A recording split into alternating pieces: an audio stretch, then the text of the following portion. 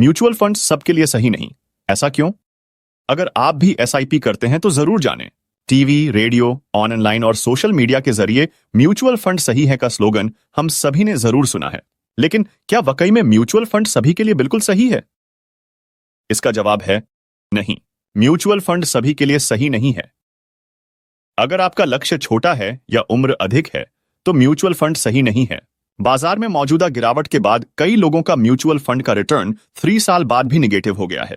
अगर आप जोखिम लेने की क्षमता रखते हैं तो ही निवेश करें, अन्यथा बैंक एफडी, पीपीएफ, आरडी या दूसरी फिक्स्ड इनकम इन्वेस्टमेंट स्कीम में निवेश करें। म्यूचुअल फंड में निवेश करने वाले 80% निवेशकों को नहीं पता है कि वह किस फंड में निवेश कर रहे हैं।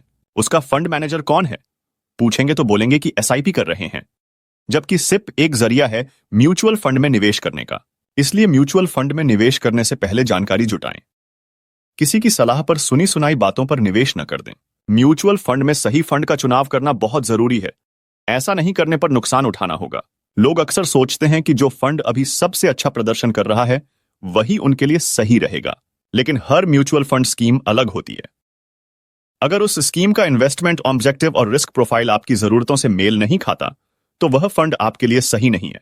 यह जरूरी है कि आप फंड हाउस की इन्वेस्टमेंट स्ट्रैटेजी, फंड मैनेजर की योग्यता और रिस्क मैनेजमेंट प्रोसेस को भी समझें।